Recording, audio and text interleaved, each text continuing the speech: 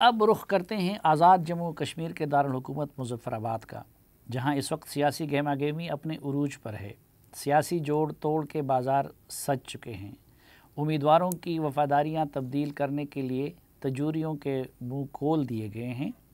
وہاں گزشتہ 5 سال مسلم لیگ نون نے حکومت کی، اور اب جب انتخابات آنے والے ہیں تو مظفرآباد کے مزدور، کسان، طالب علم، دکاندار اور ملازمین مہنگائی اور بے روزگاری کا ذمہ دار کس کو قرار دیتے ہیں، اور ان کی اقتصادی حالت کیا 2018 کی بنسبت بہتر ہوئی ہے یا کہ خراب ہوئی ہے، خود ان کی زبانی جانتے ہیں۔ جھوٹ بول رہے ہیں، روزگار کوئی بھی نہیں ہے اور کوئی کام کاروبار ہے ہی نہیں ہے۔ ہم رکشے چلا رہے ہیں نا تو 500 بھی نہیں بچتے، اتنے حالات خراب ہیں، روٹی کے لیے بھی پیسے نہیں ہوتے۔ یہ پہلے حالات ٹھیک تھے، ابھی خراب ہیں، بہت زیادہ مہنگائی ہو گئی ہے، غریب لوگوں کا تو کوئی حال ہی نہیں ہے نا، بالکل ہی۔ ہم کئی لوگ تو روٹی کے بھی مجبور ہو گئے ہیں۔ کہاں ختم ہوئی ہے مہنگائی بھی بہت ہے، روزگار بالکل نہیں ہے۔ غریبوں کا جینا بڑا مشکل ہو گیا ہے، جو غریب ہیں وہ تو خود ہی غریب ہیں، امیر ہیں وہ بھی غریب زیرو ہو گئے۔ مظفرآباد سے آپ کو لے جاتے ہیں گلگت بلتستان، جہاں چند ماہ قبل تبدیلی آئی ہے یا لائی گئی ہے، اور گلگت بلتستان ویسے بھی پاکستان کے لیے اہم ترین علاقہ تھا، لیکن سی پیک کے تناظر میں اگر دیکھا جائے تو گلگت بلتستان ہی گوادر کے بعد پاکستان کا دوسرا اہم ترین خطہ قرار دیا جاتا ہے۔ تو آئیے دیکھتے ہیں کہ گلگت بلتستان کے پیارے، وفاشیار، محنتی اور جفاکش لوگ کیا سوچتے ہیں کہ ان کی اقتصادی حالت بہتر ہو رہی ہے یا کہ خراب ہوئی ہے۔ جتنا بھی حکومتیں کیا ہے ان لوگوں نے اتنا مہنگائی نہیں کیا تھا جتنا عمران خان آ گیا، مہنگائی آسمان میں گیا، غریب لوگ روٹی کھانے کے لیے گیا ہے۔ لہذا ہمیں امید ہے اس جون میں کچھ نہ کچھ مہنگائی نیچے آئے گی۔ بہت عرصہ ہو گیا، 3 سال بہت ہوتا، 3 سال میں ان کی پروگریس کچھ بھی نہیں ہے۔ ہمیں امید ہے کہ عمران خان کے جو دور حکومت میں جو مہنگائی ہے وہ انشاءاللہ کنٹرول میں آ جائے گی۔ ملک قرضوں میں ڈوبا ہوا ہے تو عمران خان کہاں سے لائے گا؟ بات یہ ہے نا، قرضے تو آپ کو دینا ہے، جس نے بھی قرضے لیا اس کو آپ کو دینا ہے۔ اگر قرضے نہ دیتے تو آپ کا ملک میں جو ہے فائنینشیل کرائسس پیدا ہوتی، دیوالیہ ہوتا۔ مہنگائی اور بے روزگاری کا جو وہ ہے اس کی بنیادی وجہ آپ کے جو کرونا کا جو وبا یا اس وجہ سے بھی بڑھ گیا ہے۔ گلگت بلتستان سے آپ کو پاکستان کے انتہائی شمال میں افغان سرحد پہ واقع خیبر پختونخوا کے علاقے چترال لے چلتے ہیں۔ خیبر پختونخوا کا دور دراز علاقہ چترال اپنی خوبصورتی کے لیے ساری دنیا میں مشہور ہے۔ تو سنتے ہیں کہ وہاں کے نوجوان، مزدور، کسان اور دیگر طبقات کے لوگ موجودہ اقتصادی حالت کے بارے میں کیا کہتے ہیں۔ اس حکومت میں غریب تر ہو کے جا رہے ہیں اور امیر تر ہو کے جا رہے ہیں۔ ہم کہتے ہیں کہ بوڑھا سا بوڑھی حکومت بھی اس حکومت سے 1000 درجہ بہتر تھی، اور میں یہی کہوں گا کہ ہمارا جو معاشی حالت تھی پہلے بہت زیادہ تھی، ابھی بہت خراب ہو گئی ہے، اور ہم کوشش ہماری یہ ہے کہ آئندہ کے لیے ہم عمران خان سے اپنے آپ کو دور ہی رکھیں گے۔ 2018 سے پہلے چیزوں کی حالت بدرجہ بہتر تھی، ان کی قیمتیں۔ اب ایک عام آدمی بلکہ خاص آدمی کی اپروچ سے ان کی قیمتیں بڑھ کے آسمان تک پہنچ چکی ہیں۔ یہ عوام کی بھی رائے ہے، یہ دوسرے جو منتظمین ہیں ان کی بھی رائے یہی ہو سکتی ہے، کیونکہ وہ سب کھاتے پیتے ہیں، انسان ہیں، انسانی ضروریات سب کی ہیں۔ اگر کوئی مفت کا کھاتا ہے تو وہ الگ بات ہے، لیکن جو اپنی جیب سے خرچ کرتا ہے، جو اپنے وسائل سے پیدا کر لیتا ہے، ان کے لیے 2018 کے بعد اب تک مشکلات ہیں، کچھ وسائل محدود ہیں اور چیزوں کی قیمتیں زیادہ بڑھ گئی ہیں۔ جہاں تک آپ کے دوسرے سوال کا تعلق ہے،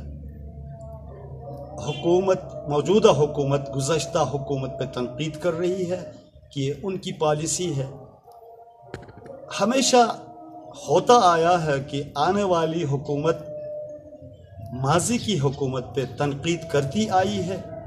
جو بھی اقتدار پہ بیٹھتی ہے، جو حکومت، جو سرکار بھی آتا ہے، وہ ماضی کے حکمرانوں پہ تنقید کرتا ہے، यही गुजारिश है कि बजाय उन पे उंगली उठाने के अपना लाहे अमल तरतीब दे के अवाम को उन मसाइल से निकाला जाए। अगर पहले कोई मसाइल थे। चतराल वो पसमानदा इलाका है जहाँ से यहाँ कोई कारखाना नहीं है, यहाँ कोई और मतलब का कोई वो है नहीं, एक रेगुलेटर है। हमारे तिजारा बिरादरी सारे और डिस्ट्रिक्ट लाहौर पिंडी उधर से सामान लाते हैं, लेकिन साबिका हुकूमत जो था वो हमारे लिए उस वक़्त इतना महंगाई नहीं था जो आजकल महंगाई है, और बाज़ार में सब कुछ महंगे हुए हैं। जो चीज़ें और डिस्ट्रिक्ट में महंगे हो रहे हैं वो इधर भी महंगे हो रहे हैं। तो हम ट्रांसपोर्ट के ज़रिए में सामान ला रहे हैं। मौजूदा हुकूमत की मौजूदा इस दौर में बहुत महंगाई हुआ है, हम बर्दाश्त एहतजाज बर्दाश्त इसको भी बर्दाश्त नहीं करते। चतराल से अब रुख करते हैं खैबर पख्तूनख्वा के दारुल हुकूमत पेशावर का, जहाँ सुनामी बाकी पाकिस्तान की बनिस्बत 5 साल पहले आ चुकी थी, और वहाँ पे पाकिस्तान तहरीक इंसाफ की हुकूमत को अब 8 साल मुकम्मल हो गए हैं। खैबर पख्तूनख्वा और बिलखसूस पेशावर के लोगों की इक़्तिसादी हालत बेहतर हो गई है या कि 2018 की बनिस्बत ख़राब हो गई है? वहाँ के लोग मईशत की ख़राबी के लिए किसको ज़िम्मेदार करार देते हैं? तो आइए पेशावर के शहरियों की ज़ुबानी सुनते हैं। हुकूमत ने कहा नौकरियाँ मिलेंगी, नौकरी नहीं है, मजबूर हैं उस्ताद, काम नहीं है। अभी वो नौकरियाँ कहाँ हैं, नौकरियाँ कहाँ से हम करेंगे? और बस हालात हम लोगों के ख़राब हैं। लॉकडाउन की वजह से भी बहुत ज़्यादा ख़राब हो गए हम लोग। पहले 3 माह दुकानें बंद थी, अभी फिर बंद हैं। अभी पता नहीं चल रहा है क्या होगा और क्या नहीं होगा। महंगाई और भी ज़्यादा हो रही है। हुकूमत से तवक्का दिया है, नौकरी नहीं है, कुछ नहीं है। पहले हालात अच्छे थे, अभी इमरान खान के साथ हालात बहुत ज़्यादा ख़राब हो गए हैं। पहले बहुत अर्जानी थी, मतलब है कि सस्ताई दौर था, फसलें भी लोग उगाते थे, लोगों का अच्छा गुजारा हो जाता था। अब इतनी महंगाई है कि कोई कुछ करे या किसी को कोई फराफट बचती भी नहीं है। इतनी आमदन नहीं है जितना खर्चा है। आमदन से मतलब है कि 5-6 दिनों में बिल ख़त्म हो जाते हैं, बाकी 25-30 दिन हमारे सिर पे लगे थे। बच्चों को पालना, घर को संभालना आजकल बहुत मुश्किल हो गया, बहुत मुश्किल। देखें जी, 2018 में और 19 में लॉकडाउन है, पाकिस्तान में नहीं है, पूरी दुनिया में है। उसके असरात तो पूरी दुनिया में पड़ेंगे, सिर्फ पाकिस्तान तो नहीं पड़ेंगे, हर कारोबार पे उसके असरात पड़े हैं। उम्मीद करते हैं कि इंशाल्लाह आने वाला वक्त पाकिस्तान का अच्छा होगा, यही उम्मीद करते हैं। आने वाला बजट है, अब इसमें उम्मीद करते हैं, पूरी कौम ये उम्मीद कर रही है कि कोई ना कोई रिलीफ देंगे, टैक्सों में रिलीफ देंगे, बिजली के बिल, गैस, चीनी, आटा, खाने अशिया खुर्दनोश में गवर्नमेंट रिलीफ देगी इंशाल्लाह। उम्मीद है। हमने तो पाकिस्तान में रहना, हम तो पाकिस्तानी हैं, हम तो इस वतन से मोहब्बत करते हैं। अब हालात अच्छे हैं कि बुरे, यहाँ हमने रहना है, हमने तो हिंदुस्तान नहीं जाना।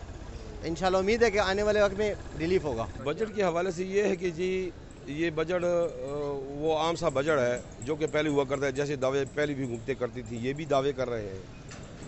असल में बात यह है कि आजकल देखें तो हुकूमत ये कह रही है कि जी ग्रोथ रेट बहुत अच्छा हो गया है और ये अच्छा हो गया और वो अच्छा हो गया। अच्छा तो तब होगा जब नीचे आवाम तक, हम तक उसका रिलीफ आएगा। आवाम तक रिलीफ नहीं है। चीनी वही 110 रुपये किलो है, घी वही 300 रुपये किलो है, ठीक है जी। तो महंगाई तो वैसी है, रिलीफ तो तब होगा जब आम आदमी को रिलीफ मिलेगा। तो उम्मीद तो है, अल्लाह करे कि ये कामयाब हों और आवाम को रिलीफ मिले। वहाँ पे जो टैक्स था, इनकम टैक्स, वो 30,600 रुपये था।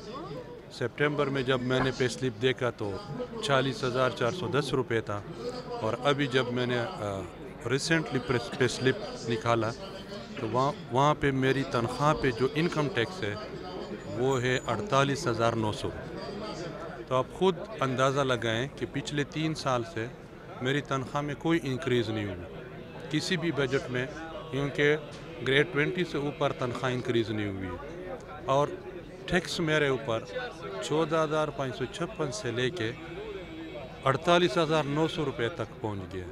इट मींस कि मेरी तनख्वाह में 14,556 से 48,900 का अंदाज़ा लगा दी, इतनी कमी आई।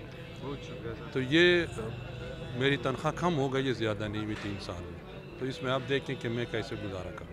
ये बिल्कुुल भी गैर मकबूल और गैर अखलाकी बात है कि आप एक तरफ तो आप पूरे पाकिस्तान में तनख्वाहें बढ़ा रहे हैं 25%, दूसरी तरफ जामियात के मुलाजमीन का आप तनख्वाहें बढ़ाने की बजाय 45% سے ले के 52% तक आप उसमें कमी कर रहे हैं। अब ये कटौती कर रहे हैं हमारे 5-6 हज़ार क्लास 4 के और 10-12 हज़ार हमारे क्लास 3 एम्प्लॉइज़ के, ये काटें तो इस पे हम क्या करेंगे?